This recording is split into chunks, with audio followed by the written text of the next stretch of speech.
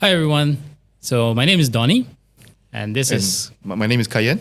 so we are Kerjaya Decode. So welcome to our first ever episode of our podcast, where we're going to share our views as working professionals in the financial industry, and we hope that some of our views regarding work, career topics that may be of interest to you, and we hope that you've learned some of these things to improve yourself, or perhaps maybe to make big career decisions in your life. Yeah, Right. I think Don. I think we had this idea for a while already. So the name KD, I think as well. I think we have thought about it for a couple of months before we Yes, we yes, decided on yes. the name, and that will be another episode where we will discuss on the Correct. the origin of the name. Yeah, but yes, I agree with that, and the main purpose, as what you say just now, is to educate all of you on careers and on how to improve on in your career journey. All right. So, let's to start off. I think for our viewers, I think perhaps you want to know more of our background and everything. So, Kayan, perhaps maybe you want to tell us, a story about your background, right? I mean, how do Sure. you get here? Basically, a bit more about yourself, your background. Sure, sure. Thanks, Don. So, I am in my mid 30s, right? I'm a Malaysian Chinese. Maybe just to give a bit of a background of myself from the beginning of time, right? So, I studied in SJKC Lee Rubber, Chinese primary school. I think you also know as well. Then I went to St. John's during secondary school until STPM. And then I went to a local uni through a scholarship, and I started working after that and currently in risk management in an insurance company. How about you, Don? Well, slightly more unique and more exotic than your background. So basically, I went to a normal school, sekolah rendah kebangsaan, standard school. But I grew up in Kajang, and because I'm older than Kayan, I'm actually in my 40s, so boomers lah, right? Not So really.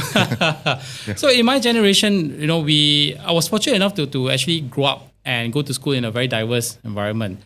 So pretty much in my primary school, everyone came in from different backgrounds. I even have a Mak Saleh Kacuk, basically, he's half Malay. So basically, you have a Mak Saleh that speaks Malay in my first Yep. primary school, right?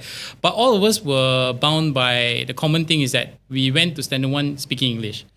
And of course, as you know, everybody learned BM in standard one, and then we transition.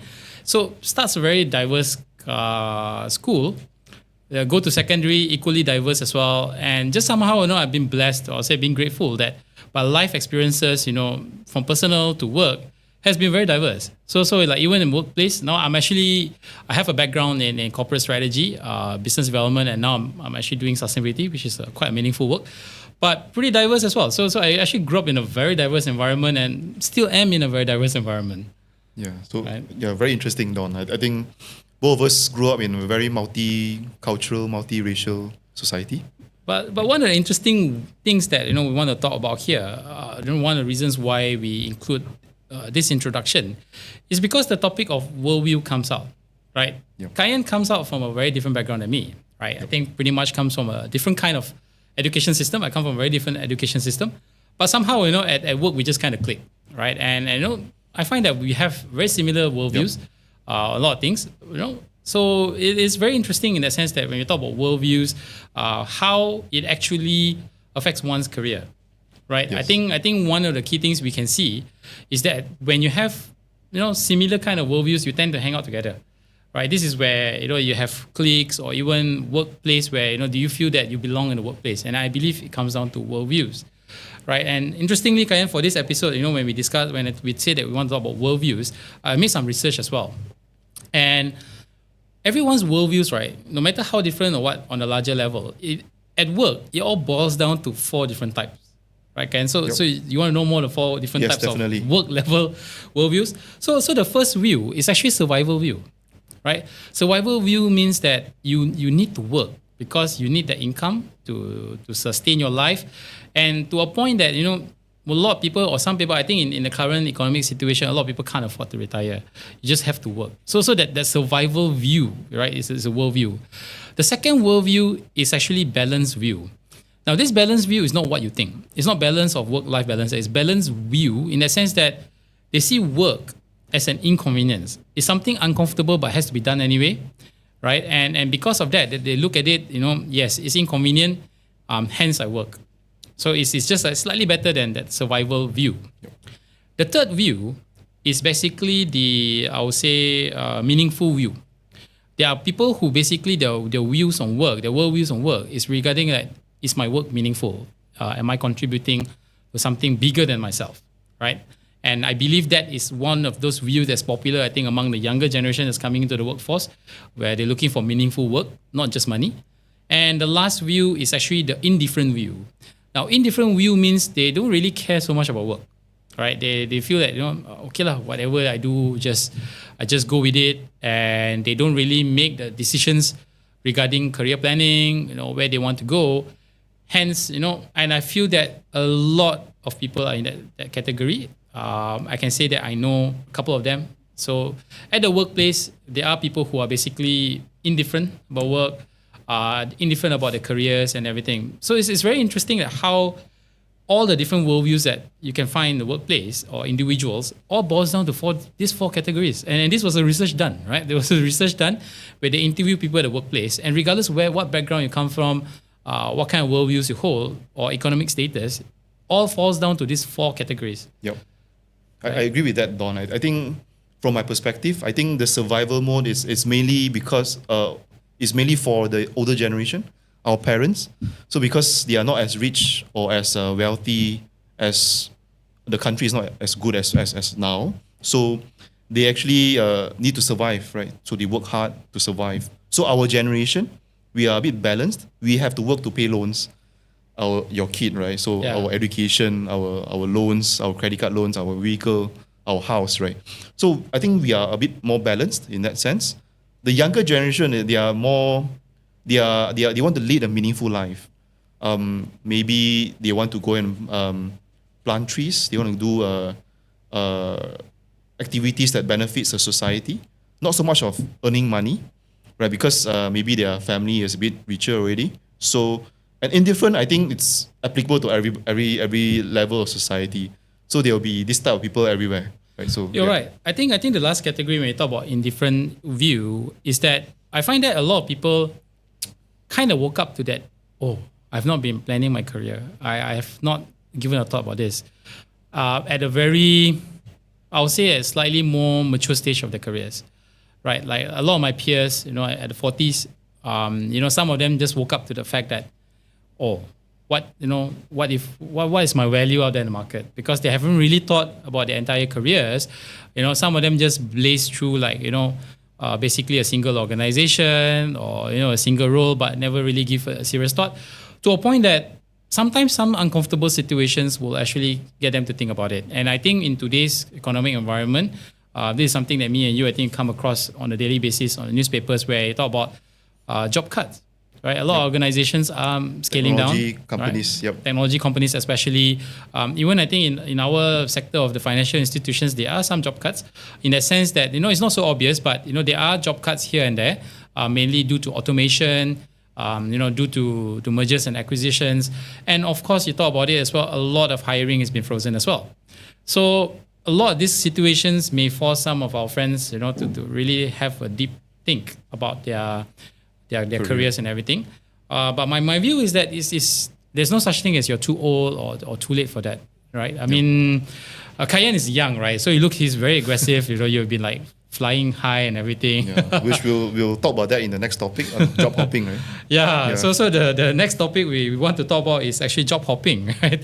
So this is a common view that me and Kayan share. It is a common view that in order to progress in career, you need to job hop. Yeah, so we will elaborate that more in the next episode. Not next episode now, bro. We are talking about it. I'm going to catch you and talk about job hopping now. So, bro, we talk about it now. we can start by talking about job hopping. So maybe just to give everyone a background, I'm currently in my fourth job. I'm 35, fourth job, and I'm going to go to my fifth job soon, right? For a C-suite position. So job hopping is really important if you want to actually progress in your career. Yeah, what is your experience in job hopping? I'm a job hopper, bro. I'm the OG job hopper in the sense that, I think in my career, if you look at my CV, I've been like consistently been moving. But most of the time, my moving on, I have at least a minimum of 2 years before moving on. And, I know some of you listeners here may frown against the concept of job hopping. I find it's okay, it's fine. But I also have a conservative view that you shouldn't hop too soon or too fast, right? Unless you're forced to. Like, unless, let's say, for example, the workplace really is toxic, you have toxic boss, toxic colleagues, toxic organization, that one cannot help lah. Or another thing is if the offer is too good, right? Offer is good, why not? Just leave. But in general, I personally feel I'm a bit more old school. I feel that at least some people should have at least some time to breathe before you hop, right? At least absorb the knowledge, gain your experience, and use that experience as a leverage to add value to the next organization that you jump. But Kayan, I'm going to play the devil's advocate as well, right? Say we talk about job hopping, then I'm going to go on the common talking point among more of our conservative bosses, slightly of an older generation. There is this saying, right? A rolling stone gathers no moss. In that sense that if you keep on hopping, you don't learn anything. Yep. So what's your let me argument come from against that devil's advocate perspective. So number one, as an employer, there's this negative perception. Not every employer, but some employers have this negative perception saying that if you job hop too frequent, you are not someone that I want. You're not stable enough. Because some employees actually want a very stable team. They work for 10, 20 years, maybe 10 years at least, right? In the same department, doing the same thing for 10 years. So that is one argument. Second is difficult to build strong professional relationships. So if you job hop every 6 months, so you say hi to this person, then the next time you say hi is during your farewell. So you don't have enough time to build these relationships with other people, and this is very important because I found that when I job hop, I still meet back these same people because they also job hop, right? So very important to maintain good relationship and build all this support system in your career. And I think one more last item is actually on limited time for growth and development. So without sufficient time in the company, how would you able to actually grow and develop as a good staff in your career or to move along with your career? So how do you answer that, Kayan? I mean, you are a job hopper. Sure. Right? I mean, you're just pretty much someone who really hops. So now all these arguments against job hopping, now how do you defend yourself and answer all these allegations that they say that all of these things?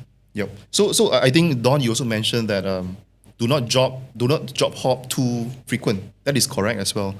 If you job 2-3 months, then you job hop another time. So that is a bit too much for me. So, but the good thing about job hopping is actually you can increase your salary in a very high scale, right? So normally when you job hop, you get about 20-30%.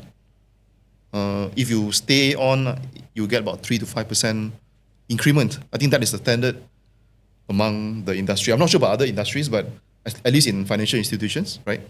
So on salary and networking opportunities, if you job hop more, you will know more people. So that is a counter argument, right? So you job hop more, you know more people. Therefore, you can build your career in a better way.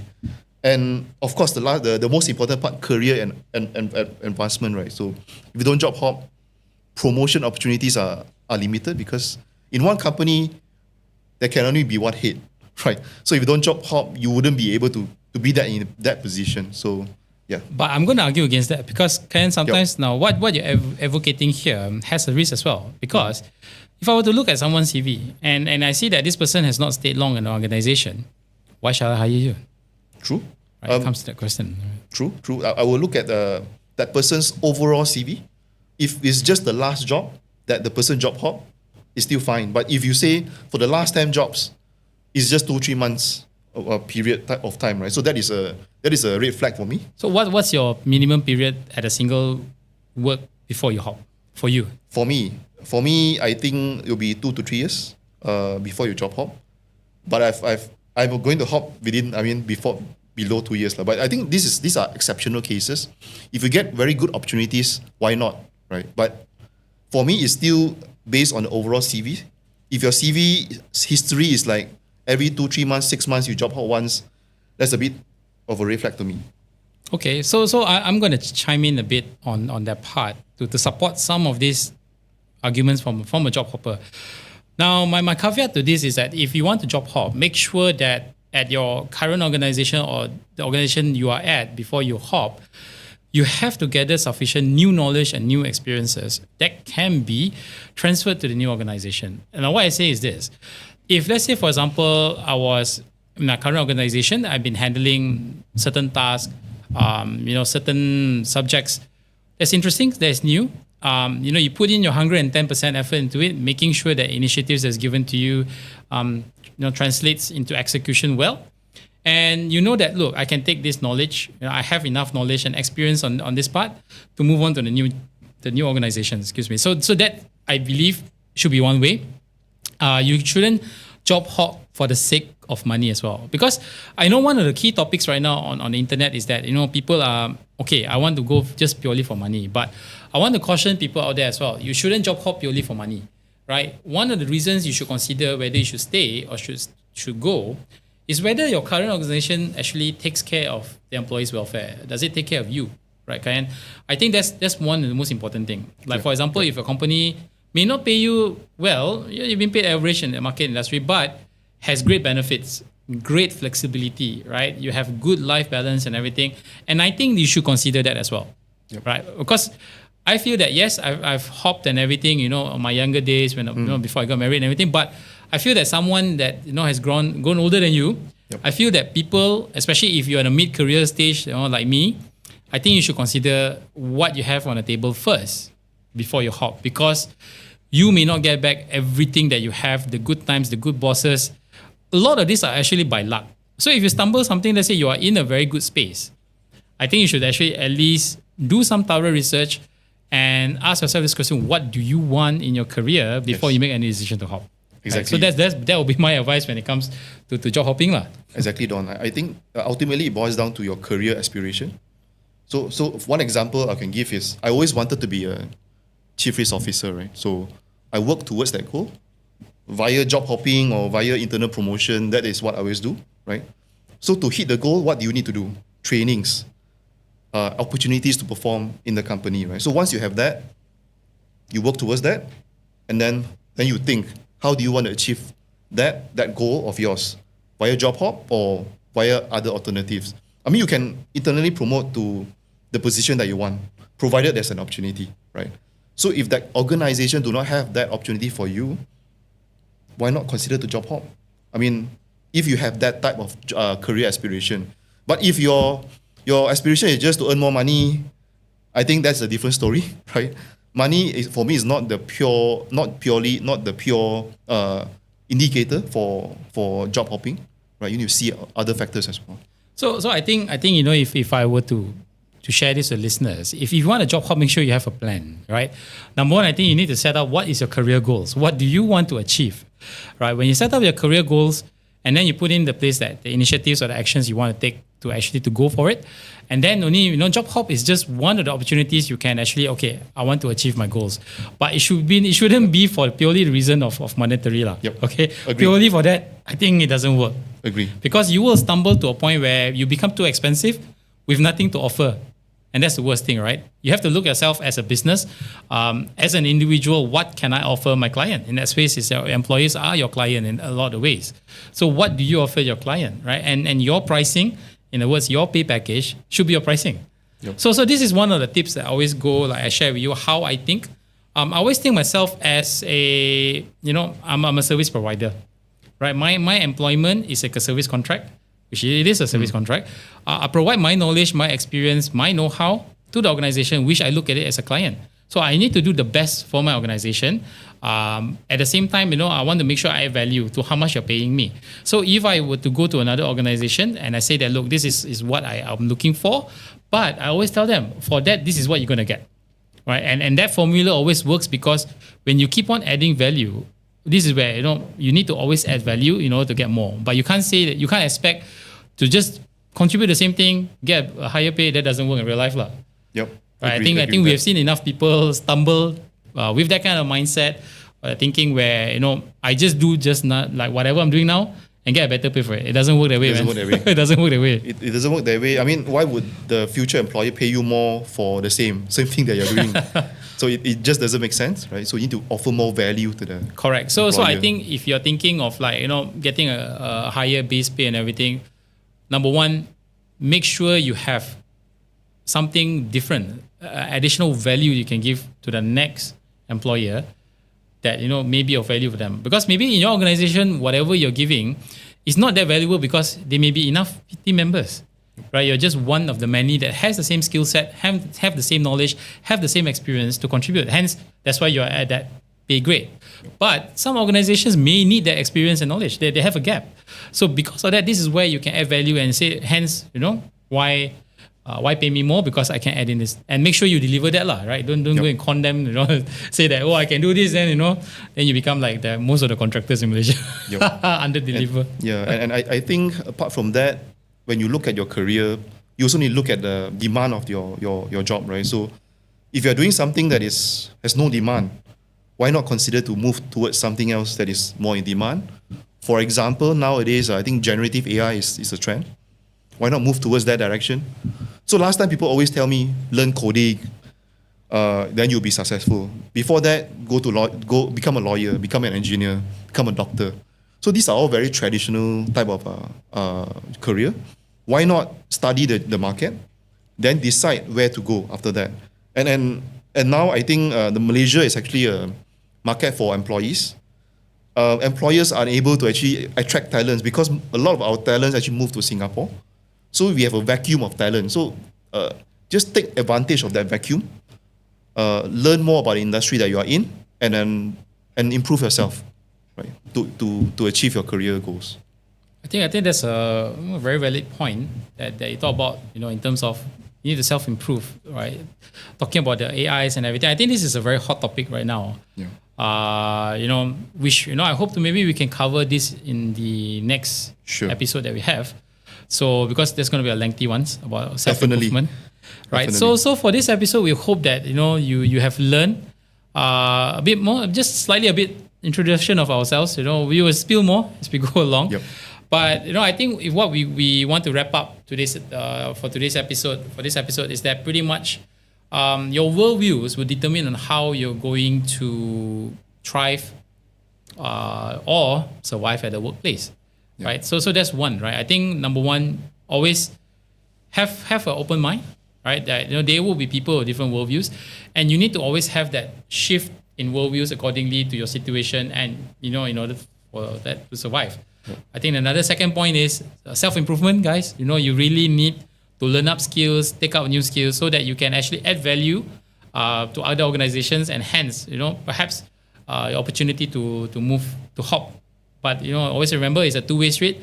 So before you can hop for pay, you need to make sure you add that value. So you have to work on that value, right? And then maybe one last thing is while doing all these things, like learning a new skill and everything, make sure you have enough rest. Take care of your mental health, right? So this is very important as well. Don't overwork yourself. Don't overstress yourself as well, because that will be bad in the long term, right? Take care of your health. Do some exercise. Read some books, right? Don't scroll TikTok every day, right? So make sure that you are healthy, and then with a healthy body, then only you can actually grow your career, right? I think we'll maybe on the last note, please subscribe to our don't channel. Forget, guys. Please like, subscribe, share, our podcast. So we'll catch you in the next episode, right? Thank you for listening. Thank you for listening, guys.